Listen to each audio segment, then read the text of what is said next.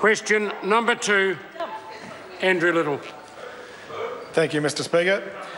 My question is to the Prime Minister. Does he stand by his statement that there is no housing crisis in Auckland, in light of the fact that the average Auckland house price has risen by $100,000 in the past year, and the Reserve Bank says this is, quotes, increasing the risk of financial instability, end quotes? Speaker. The Right Honourable Prime Minister. Mr Speaker, yes, because over the last few years I've heard many overstated claims of a crisis in various parts of the economy. The previous one was apparently in manufacturing. The government and the Reserve Bank have both acknowledged that we need more houses built in Auckland and we need to make that happen faster. That's why the government has taken significant action to increase supply and speed up land development. Supplementary. Supplementary question, Andrew Little. Why has he introduced a measure that looks like a capital gains tax, but which he says isn't one, to fight an Auckland property market which is in crisis but that he says isn't?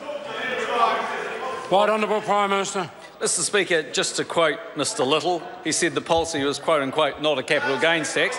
Mr Speaker, what we have done is said for anyone that's an investor in a 2-year period, we'll take the ambiguity out of the current situation because we believe that that's reasonable. And for foreigners that we don't have good records on in New Zealand, yep, they'll be forced to pay their fair share of tax. So why are they Order.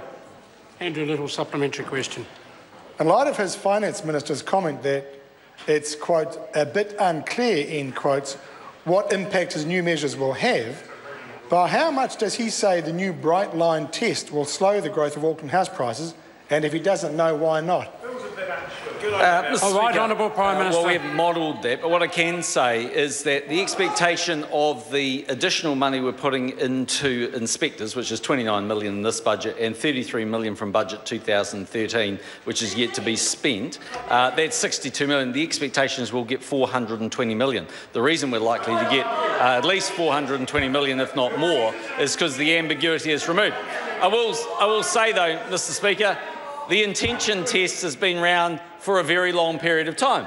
And funnily enough, and I haven't actually bothered to go and look at it, but if one was to go back and look at all the advice that the previous Labor government got when house prices doubled under their watch, probably looking at this issue was an issue that was raised back then. But guess what?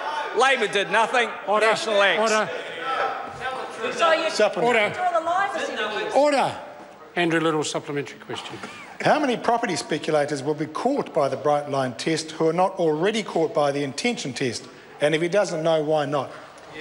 The Right Honourable Prime Minister.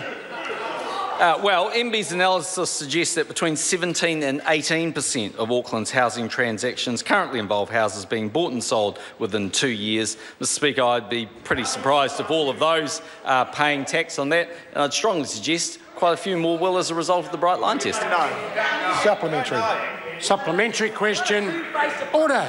Supplementary question, Andrew Little. Two-faced. Order. Both sides. Andrew Thank you, Little. Mr Speaker. Why has he announced a tax policy when he doesn't know how well it will work, who it will catch, or what the rules even are?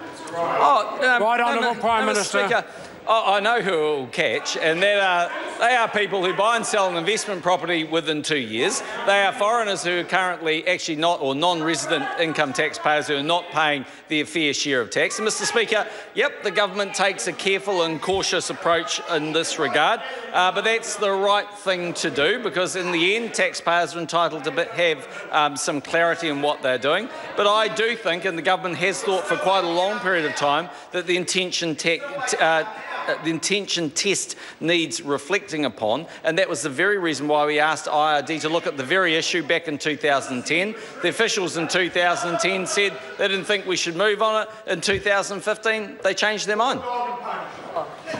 Supplementary. Supplementary question, Andrew Little. Why won't he just be straight with New Zealanders and admit his new policies won't fix the Auckland housing crisis? He's just doing the bare minimum and hoping the problem will go away because he doesn't have a clue what to do. Right Honourable Prime Minister. Mr Speaker, under this government, we have special housing areas, of which there are about 90 in Auckland. Under this government, Mr Speaker, we have reduced the duty on imported materials. Under this government, we have reformed the RMA and we're looking to do more.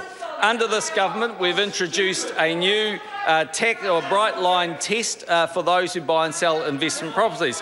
Mr Speaker, we have done a lot in the housing area. And Mr Speaker, I know Labor don't like it, but house prices doubled under their watch, and actually Auckland house prices went up by 79% under the previous Labor government. Mr Speaker, when they asked Andrew Little last week what should they do, because he doesn't want... Order. Prime Minister will resume his seat. Order. Question number 3. Right Honourable Winston Peters. Speaker, this question